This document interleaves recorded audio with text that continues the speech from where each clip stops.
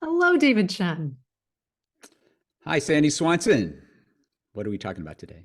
It's good to see you. We are talking about language and language used in coaching conversations. And this is a huge, huge topic. And we whittled it down. We funneled it down as one does with a topic focus to get to that agenda. Because there's lots and lots of different types of language, like body language, could put facial expressions into that mix, nonverbal cues like laughing or sighing, maybe even energy language. But for today, we're going to focus on verbal language. And this is such a tiny part of how we communicate. You think about all those other nonverbal cues, but this is what we're going to focus on. We're going to try to. We're going to try to focus on this today in this session. We're going to focus on the words we use and the words our clients use in coaching sessions. And this is sort of building on our previous episode on metaphors. So we invite you to check that one out to hear more about some of the visual and metaphorical types of language we use and how those show up in our coaching conversations. But for today, verbal language. So Dave, what is important about the words we use when it comes to coaching conversations? Well, given that it's the primary way us humans communicate, us coaches have to be really good with language. The better we are with language, the better we can do just about anything in our coaching. Build rapport and trust, ask the right questions, gather the right information, and help our clients navigate to their resolutions. Yeah, well said. And well, before we dive in, I think can disagree with me if you want, but I think the most important thing to remember from this session is to use their words, use your client's words, literally. And I'm using that word correctly. Literally use the words your clients use. When you speak their language, as you said, it helps build rapport, um, help our clients navigate to those resolutions. You'll have a stronger connection to their thought process. You'll be able to move faster in the coaching conversations to create awareness, all that good stuff. But that's my belief as to what the most important thing is about verbal language communication. What do you think? Do you agree? Oh, yeah, absolutely. If we just simply use their words, then things become very clear very quickly. Um, and it's an easy kind of entry into the conversation when we just literally use their words, for sure. Well said, well said. So for today, we're not only going to focus on the client's verbal language, but also our own language and how that has an effect on our clients and our clients' nervous systems, which we'll talk about a little bit later in this episode. But this is a big topic. And again, we've tried to whittle it down to a few points so that you, the listener, can start implementing some new ideas and techniques right away. So let's get started. Let's do this. So let's start with thinking, feeling language. And this is literally what it is. It's when a client says, I think, or I feel. Maybe they say, I think, I believe, I know, or I feel, I sense, maybe. Um, but Dave, why would we want to use the client's language here when it comes to them saying, I think, or I feel? Yeah, great question. Every person engages the world through their own language, their own way of using those words, and also receiving those words. So, whatever words they might choose reflects whatever they're feeling or thinking inside. But it's also telling them what is happening in other people too. So, when I say I think or I feel, it can reveal what system they're using in this case, meaning the thinking system or the feeling system. So, is it their brain they're using and they're reasoning their way through it? Or is it connecting really with their emotions and how they're truly feeling? Or it could be kind of muddy too, because we often interchange these terms and sometimes we really mean the other one, uh, when we say one, or we might actually mean both. And if we're unsure, or maybe they're unsure too, we can just use their language to more fully engage them in understanding. So not only for the speed of understanding, but for understanding itself. That helps build the trust and rapport that we always want to get to, but it also gets us to the root causes faster and easier. So it also means we'll want to broaden our own language capabilities along with that sensing to be able to adapt to all different ways the client might show up language-wise. Yeah, you said build trust and rapport. So I'm curious if you think, haha, or feel, depending on I depending on how feel. you process, how you feel about this, is because I think that clients aren't aware of their language. I know I wasn't aware of mine before I started coaching and learning about coaching. But this seems very subconscious, like unconscious almost. And clients, I mean, it seems kind of sneaky almost, but if a client says, I think, and then we ask, what do you think? Or what are your thoughts? Instead of how do you feel about that? It's like, I don't feel, I'm going to be really conscious of my language today. Boy, oh boy. But I don't think they know what we're doing. Am I making sense? Do you know what I mean? Like, so it can be a really subconscious thing to like tap into that, how they're processing. What are your thoughts? No, absolutely. We train for this, so we're more aware of this kind of stuff, but to other people, they're just using these words as they see fit. Maybe that's the way they learned them way back when they're very young. And it's, like I said before, it can be really muddy. Yeah. Um, and Yeah. so it's up to us to probe exactly, well, what's going on here? Is it some other words that they might be using that could give us clues as to, oh, it's really about their brain, right? That they're thinking too much, they're missing the emotional component, or vice versa, or both is kind of all mashed together in there. hmm And I might speak to the three centers of intelligence a little bit later because the thinking feeling comes into play here and what people prefer, even if they don't know they prefer it. But I think it's interesting. I'm thinking again. I think it's interesting what we know and what we don't know. And this is one thing I see missing from a lot of the sessions that I review. I hear a client say, well, I think that blah, blah, blah. And then the coach comes back like, well, blah, blah, blah. What do you think? Or what do you feel about that? How does that make you feel? And it's like the language is just like they're missing it. And, the client might respond, well, I think it makes me feel like this. And then we're getting muddied again. But if you come right back with, what do you think? If they use thinking language, it's sort of a more direct way of speaking.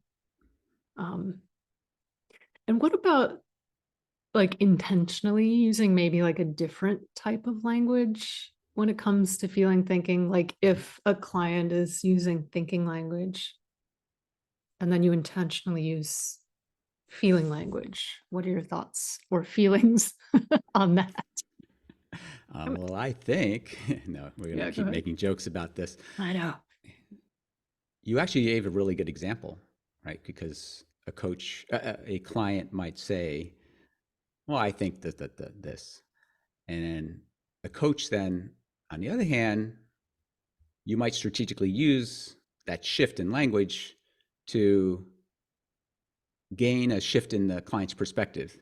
So when you maybe sense that the person is truly thinking too much and there isn't any emotion around it, you might say, well, how do you feel about that?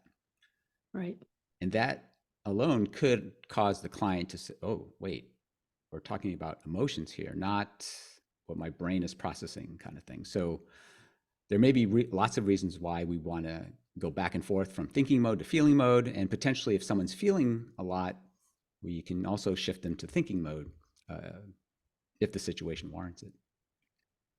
Yeah. So to purposefully, intentionally change that perspective.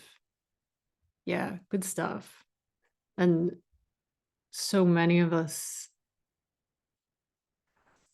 I mean, I'm a thinking person, in case you haven't noticed. I'm being very thoughtful right now. My thinking face on. But so many of us live in our heads. It doesn't mean we're thinking first types. And maybe I'll just talk about the centers of intelligence here. Centers of intelligence, I believe there's three of them: head, heart, gut.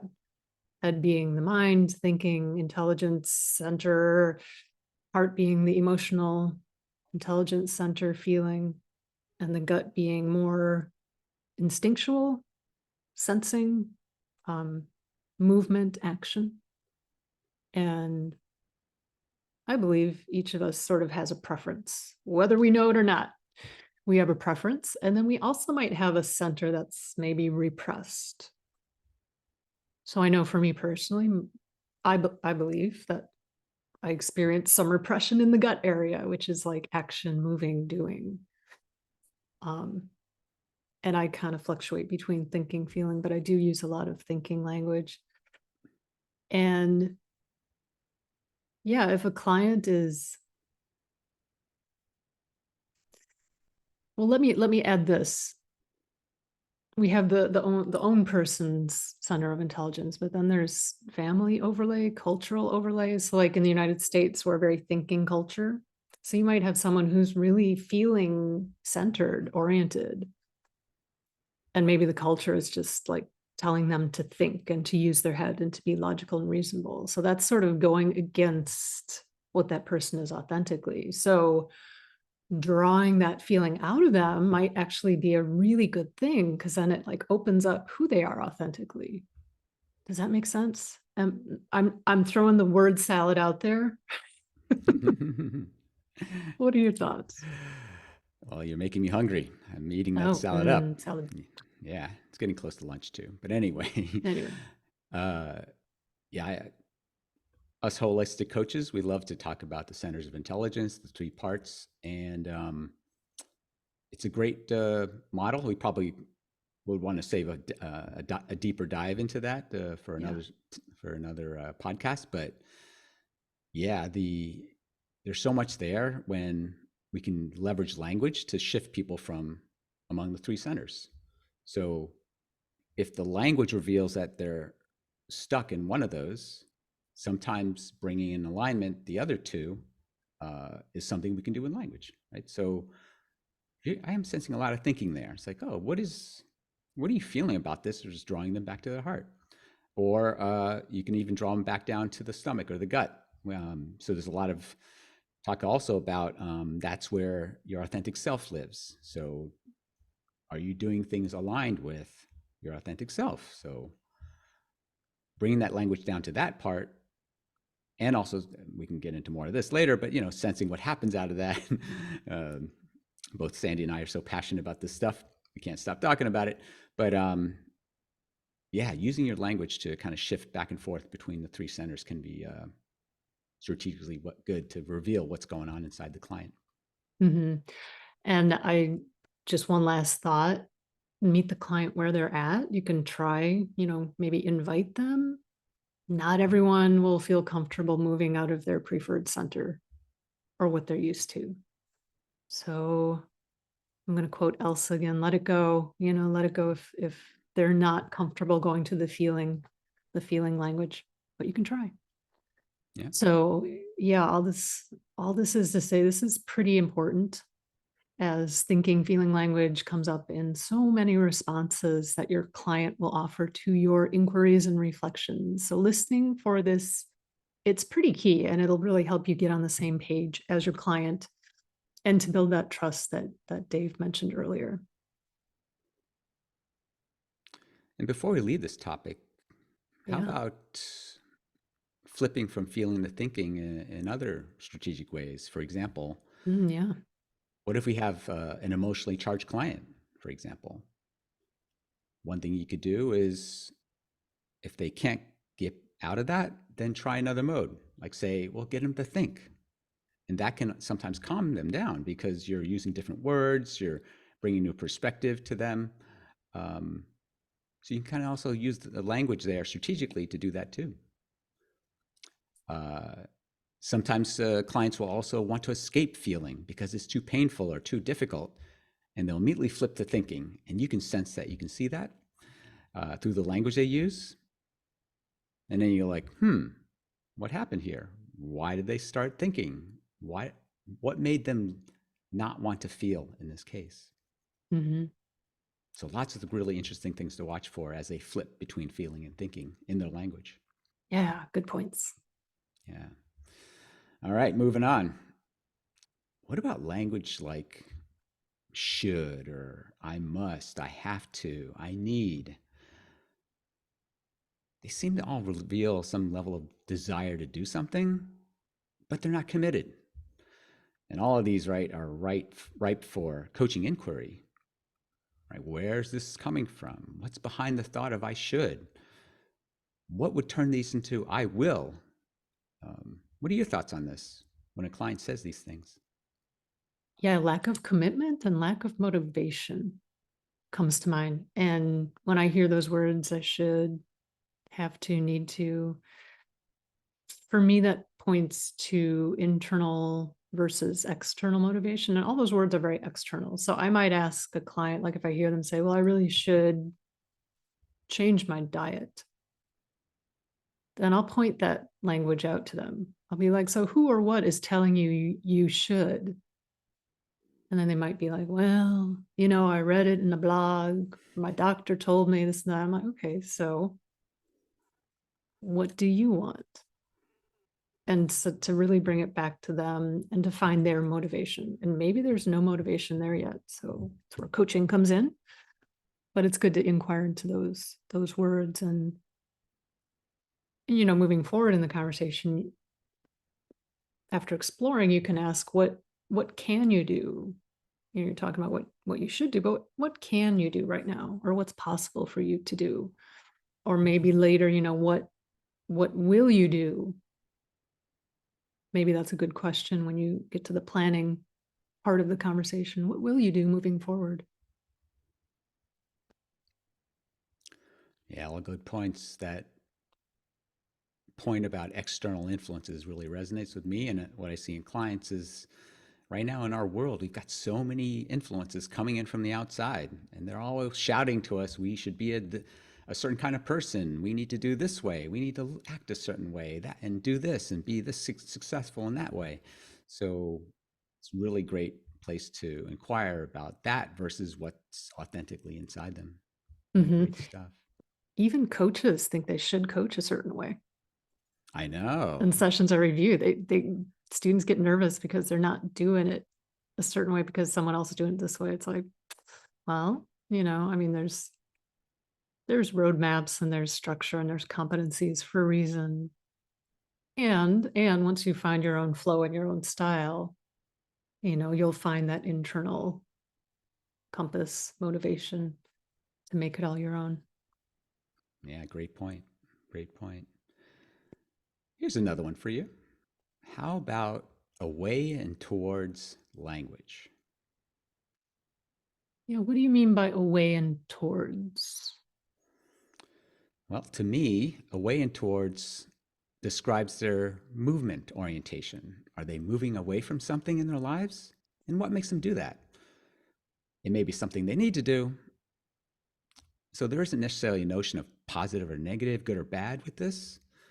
And then likewise with towards, right? Maybe they need to move towards something. Right. So I see a lot of away language with my clients who have chronic illness. So they might say, I don't want to be tired anymore. I don't want to be fatigued. I don't want this. I don't want that. So they're really focusing on their symptoms and what they don't want. And they know they want to move away from feeling poorly, but they really can't grasp what it looks like to have something because they don't know what that something is. They really, honestly, they do not know what they want to move towards because they're not there yet. And I don't know, with these clients, it's hard to say, well, what do you want? Because they don't know. I mean, that's a classic powerful question. What do you want? What is possible? They don't know. Mhm. They don't know. And this is why this is why I stopped doing vision sessions. Like my first session after that chemistry session, it's not a vision session. We talk about long-term goals and we have a general map, but I don't do a visioning session for that reason, because so many people I work with, they're just moving, like their language is they're moving away. So I don't want to force them towards something when they don't even know what the heck that is. And I'm curious, if do you do visioning sessions these days? Like, how does that work for you if you have a client who's using this type of away language? Well, yeah, I don't really do vision sessions at all right now, Okay. and certainly not at the first one. It almost pre-assumes that they want to take their life somewhere, and maybe that's okay if we sold them on that and coming in, but many don't show up with that orientation, as you say. And a lot of them, like you said, they're not ready to do this. It may come later if we work together for a while, but to kind of force that on people sometimes, and especially if they're not ready yet, it can be unproductive actually to do that. Yeah, unproductive. That's the word. Unproductive and pushy. And that all said, if you do offer, what is possible or what do you want? And they kind of think about it and they're like, yeah, I want this. And it can be so powerful and opening up. And I've had clients answer that and they get excited because it's like maybe it's the first time someone asked them that. Because we do have this negativity bias to focus on, maybe what's not so good, but to offer like, well, what is possible moving forward? Can be super powerful. And then, you have not only, long-term goals, whatever, but a more powerful destination for your coaching sessions. Yeah, absolutely. To Yeah. co-create with them that powerful dream that they can kind of move towards, it can really draw them toward it, right? There's energy generated by creating that dream for them. Yes. Energy. That's the word. And you can't create energy out of nothing. I mean, you can try. You can But you try, can but maybe if it's not there. transmute the away Right. Right. energy to towards like energy. Right. So if there's something there, if there's just a little something, you can, figure that out. Yeah. Mhm. Transmute. Good words. Good language today, Mr. Doing my Shen. best. Yeah. So what about flourishing, air quotes, flourishing language versus languishing language? Is this different than away towards? Yeah, it is different than a way towards language. Flourishing and languishing refer more to the state rather than movement direction. So a flourishing state would imply growth, positivity, expansion. A languishing state, in contrast, could imply, well, lack of growth, maybe something non-changing, they've plateaued, or a reducing or shrinking state. So it's about generating awareness on this in various aspects of their life. And sometimes they just don't know or unaware. So it could be that we inquire about these facets of their lives and then note their language used. And then would they categorize what they said as flourishing and languishing? Or we can just ask them directly, in this aspect of your life, do you feel like you're flourishing or languishing? And then what makes it so? I like how you said languaging instead of languishing there. Nice. Yeah, I just thought I'd slip that in Yeah, there. that's good. That's good. Yeah, as you were talking, I was imagining, okay, away towards, like my hands are going left and right, but like flourishing is like expanding, like maybe you have an orb energy, a ball that's kind of growing up and out in all directions. And languishing is kind of like collapsing into like a tiny black seed or something. The Um, black hole. the black hole. But yeah, it's definitely, as you describe it, it has a different energy for me. So that's cool. What else? Oh, what about violent language or active or action oriented language? Right. It's my favorite. So we touched on this in our metaphors episode, and I was actually interviewed on this topic over on the Holistic Coach podcast, and we'll link to that in the show notes. And over there, we talked about how, and in our metaphors episode, we talked about how violent or action oriented language can really push a client, even again, unconsciously, subconsciously, when maybe they are not ready for action. And also the words that the clients use themselves can also maybe push themselves when they're really not ready. But what comes up for you with that idea of violent or action oriented language? Yeah, these would be expressions that have some sort of metaphorical reference to war or competition, like sports. So somebody might say the opposition attacked their opponents, or the CEO was under fire by the press, or our company must be ready to block and tackle. We must crush our competition in the marketplace. Yeah. Uh, it reveals a state of mind, the state of mind in the client and how they view the world. But action-oriented language can also be very subtle, and we can use it strategically with clients to orient their way of thinking one way or another. So what's the difference between asking a client after some exploration to root causes, what would you like to create next, versus what would you like to do next? Right? Do here would probably more likely be interpreted as some sort of physical action. Oh, I have to go do something, external action, physical action. However, when we say create, it's more open. It gives the client the opportunity to design a resolution that may or may not involve physical doing. It could be internal. Right? It could expand upon their notion of some kind of resolution that could get them somewhere better. I like that word create. I'm going to steal that. Please do. What do you want to create moving forward? That just, like you said, it seems more open instead of doing.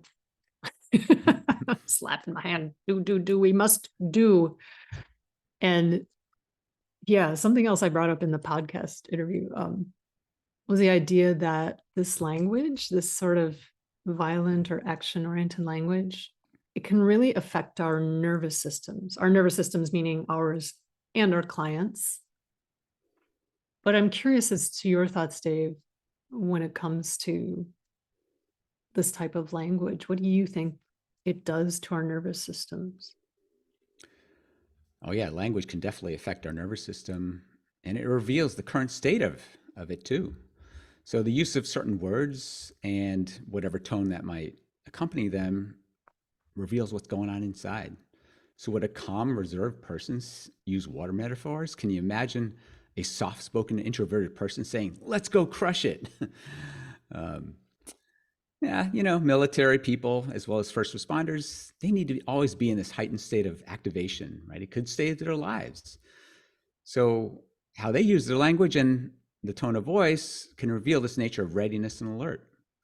But it also means that we as coaches, if we use the appropriate language, we can calm an agitated client, taking their nervous system from a sympathetic fight or flight mode to a rest and digest parasympathetic mode. We can even watch the change in tone and energy of whatever words they're using to get to know when a client goes from agitation to calm, from resistance to acceptance, or not, as the case may be. Right? They may be moving from what was okay to all of a sudden resistance, especially during the planning stage when we say, "Oh, ready to go," and they're like, "Yeah, I think so." And I'm like, "Well, wait a minute. We as coaches need to check on that." It's like they're probably not going to go do it if they have that kind of tone of voice. So we'll want to inquire as to, "Hey, what's going on here? I'm sensing that some hesitation for doing what we just talked about doing." So we have to be really watchful for these changes in our clients, but also managing our own filters and triggers so we don't misinterpret something too. Right. Right. As you were talking, you're talking about a calm person using war metaphors.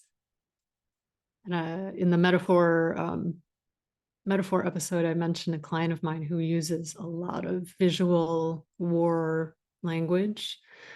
And he is such a calm client. And he's so soft spoken, well spoken. And there's this quiet intensity inside of him. And he uses all these his language is so violent and it's so disconcerting because you see this lovely person with this calm demeanor. And it is disconcerting. I'll just say that. So it does happen, but yeah, I will often reflect back a client's language to them, and I do that with this client. He uses the war metaphors and that violent visual language a lot. And I'll invite them into a calmer space using a different language. So, like, for example, sometimes at the top of the session, I'll ask, do you have a hard stop at 30 minutes, 45 minutes, whatever, just so I'm aware of the time. And the client might say, well, I got to run to a meeting right after. And so I might say, well, what indicates that you need to run? What if you just walked to that meeting and you can see their bodies relax? Again, I'm going to use the word literally correctly. You can literally see it. They just kind of like, oh, like it never occurred to them. And like crushing it, I think I used that example in the metaphors. I was like, what happens if you just held it gently in your hand instead of crushing it? And you can usually see their bodies relax. And even if you don't see an immediate reaction, you're planting a seed. You're planting a seed about language and language usage. So they'll notice it moving forward. Maybe not right away, but they will. So earlier we talked about thinking, feeling language and matching our client's language. Is there anything else you want to say about this idea of matching the language of a client in our coaching conversations? Sure. We can match the tone of the words, the actual words themselves, the expressions they use. It's really valuable when we match the language of the client because we can gain advantages in a coaching session, building rapport, showing we understand by speaking their language, and they feel heard, understood, validated.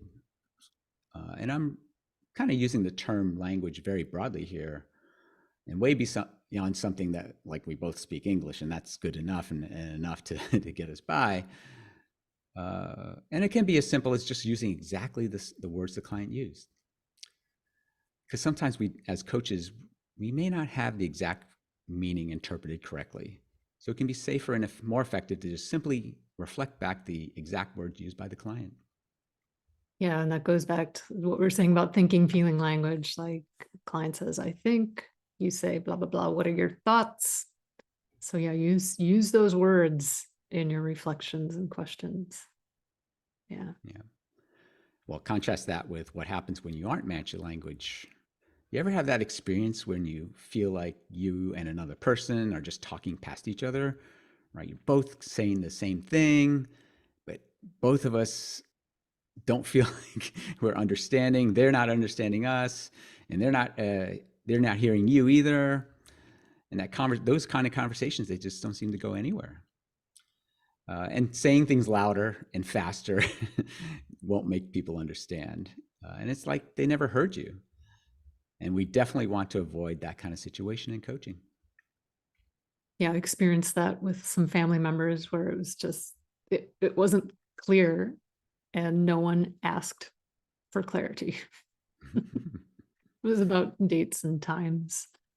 And it could have been so simple. Just ask, what do you mean by, next week? Like what day? So yeah, we as coaches can use our language to gain that clarity for ourselves and for our clients. Sometimes they don't know. So yeah. So what are some things that coaches can listen for and like play around with when it comes to language and coaching sessions? What are some other things? Well, being aware of the client's background and culture could be very helpful. It could be just understanding the nuances of your client's cultures. Uh, and knowing that can help with using specific words, and also knowing that if they're from a certain place or certain culture, that this word may be interpreted this way and that way versus where they might come from elsewhere. So it's more Yeah, understandable to them. I have an example to share here. So this is a mutual friend and fellow coach of ours, and she was coaching someone who had this very either or black and white thinking. Either or, that's like something we use in coaches, when they're thinking of, they can only think of one thing or the other. There's like no in between. It's also called black and white thinking. And so this coach offered that to the client, said, it sounds like there's some black and white thinking going on. And this client was Black. And it did not land well. And it was upsetting. So, who knows what's going to trigger your client, but just being aware that there may be those cultural differences and to sort of fine tune your language around, again, it's hard to say what could trigger a particular client, but just to be aware of their background. Yeah. Yeah, and the words we use. Yep. So what about having a client who speaks in a second language during their sessions? How does this affect our coaching conversations? Great question. I have a lot of international clients, and or they're born overseas and then they came to the U.S. Sometime later. And to them, English is second language. We may be coaching in English, and English seems to be very pervasive in the business world. But if you're not born into it, they may not be familiar with some of the more difficult or less common words in the language. You might know those in your native language, but maybe not in your second. And so sometimes more literal translations may come out of your communication when that happens. It may sound abrupt, too direct, lacking emotion, or even the correct emotion. So if you don't have that vocabulary or the mastery of it, and also all the potential and cultural nuances as you're trying to communicate across countries and different languages, those kind of things, then it can be really hard to fully use those words in conversation in another language. Because many of them come to coaching wanting to work on this communication in business, for example. And this could come up as a reason why they're having difficulties, why they're trying to connect to a person, and that person is just for some reason not responding. Who knows? Sometimes we've seen where the words just aren't even present in the first language. And so they may not even had the opportunity to learn them in their youth as concepts before coming over to learn English wherever they did. So therein lies potentially two barriers to having those words in the vocabulary to use. Yeah, great points. I have a lot of international clients as well. And a couple things are coming up for me. One is the importance of that initial session to really see what their energy is, see what their level of understanding of, for us, the English language is, and to really meet them where they're at, to match their energy and their language, which might be difficult at first when it comes to these international clients. And the second thing is like to notice their way of speaking, because it might not be American style of language you're used to. I have a lot of Indian clients, some in India, some who are, transplants to Canada or the US. And it's so interesting. They use my name a lot in sessions. So they'll be like, well, Sandy, blah, blah, blah, blah, blah. And Sandy, what I'm saying, blah, blah, blah. And it's so lovely to hear my name. And so I've made it a habit to say their name as well. And we talk about interrupting a client, say their name, say, okay, David, blah, blah. But this isn't even interrupting. This is just working their name into a conversation. So it's matching their language, going back to matching language, but also meeting them where they're at and recognizing their cultural ways of speaking. Yeah. And if you come across someone whose culture may be less familiar to you, then you may need to step beyond just the spoken language and really use your intuition, because the feelings that everybody sense are probably pretty universal. The words they may use may not be. So you may want to practice not focusing on the words alone, but also what feeling you get from the person themselves. Yeah, we need to have that episode on intuition. We need to move that one Coming up. up. That's It right. always comes up. It That's always right. comes up. Yeah. And even that, what's coming up for me is that, okay, you can use your intuition, but are the words you're using going to land for them when, yeah, the whole thing. It's a whole Yeah. thing. And speaking of using intuition or not, as the case may be, what about the possibility of missing that interpretation because maybe you weren't using intuition and maybe you had a certain viewpoint on hearing whatever they were saying? And what if you missed something or got it wrong? Yeah. Yeah, this is where What do you think?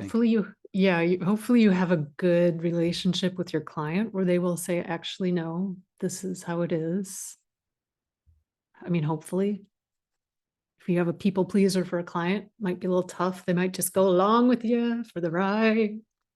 It's not good. But and as you're talking, I'm also thinking of missed language, like missing language, missing words, like unspecified nouns and verbs, like it, they, that. And sometimes you don't know what that is. So this is a great place to interrupt, especially if they're going into story and they'll be blah, blah, blah, blah, blah, la, la, la, la, and that made me really angry. Okay, Dave, what is that? And it actually helps funnel down the conversation, especially at the top of a session. This is great because, might get a lot of story trying to get to that agenda. And if they say that really made me angry, okay, what is that? What do you mean by that? And it's going to be something that you didn't think it was, but it might really pinpoint what they need coaching on. So listening for those missing words can be helpful.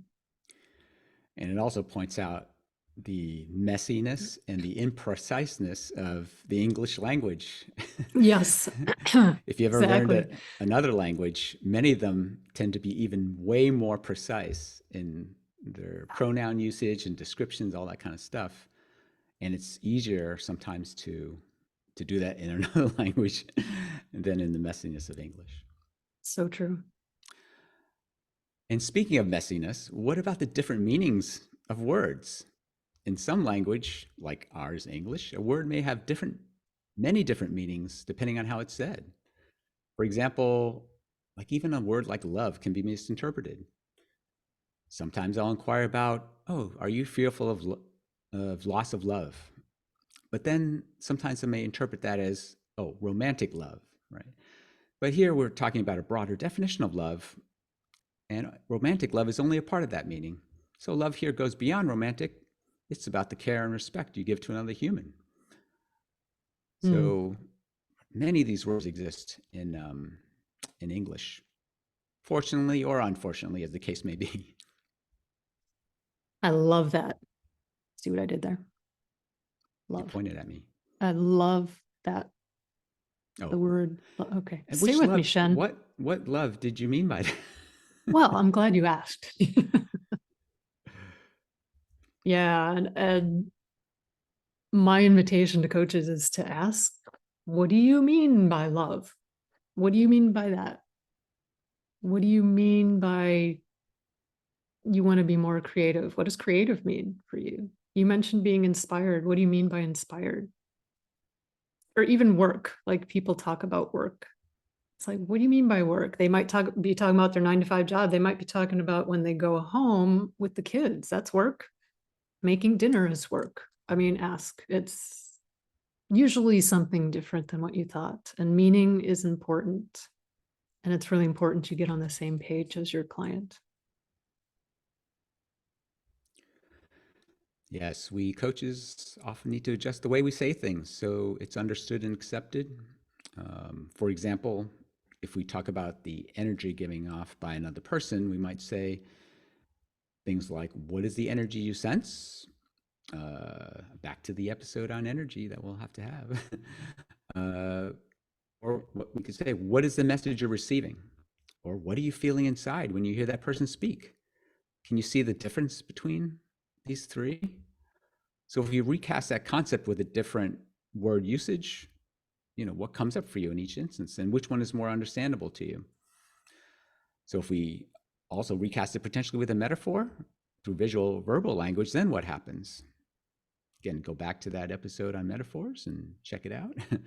But yeah, if we change how we ask these questions, right, we can get different responses and better understanding in some cases too. For someone who doesn't really have energetic language, for example, they may want to just have something more in the lines of, "What are you feeling inside?"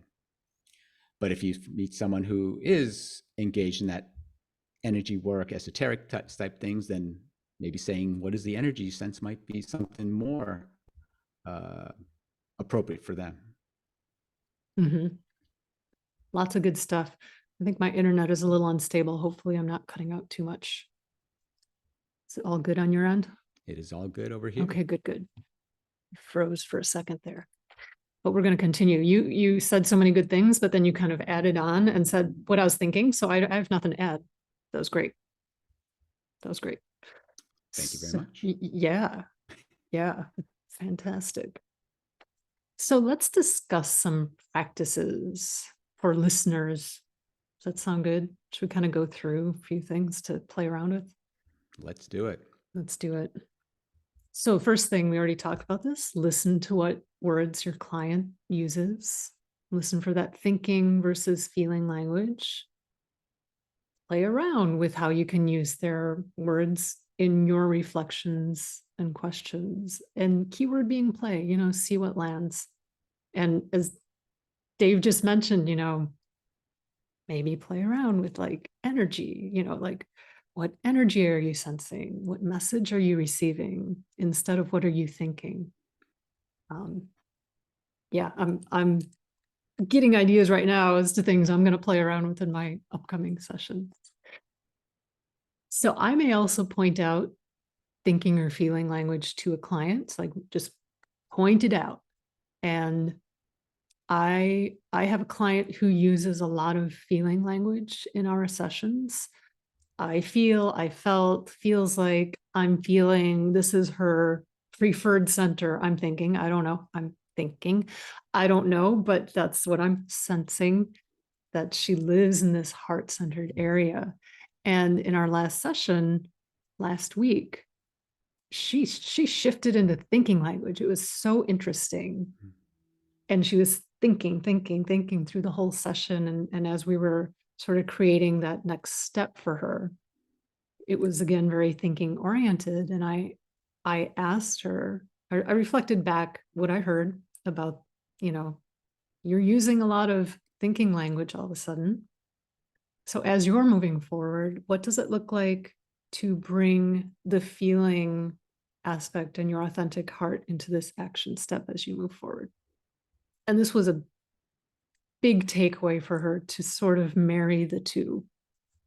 And so it was pretty cool. So sometimes I'll blatantly point out their language to them. Not all the time, but sometimes. We mentioned missing words. So I invite coaches to learn to interrupt and just inquire. Hey, Dave, what do you mean by that? Hey, Dave, you said it. What is it?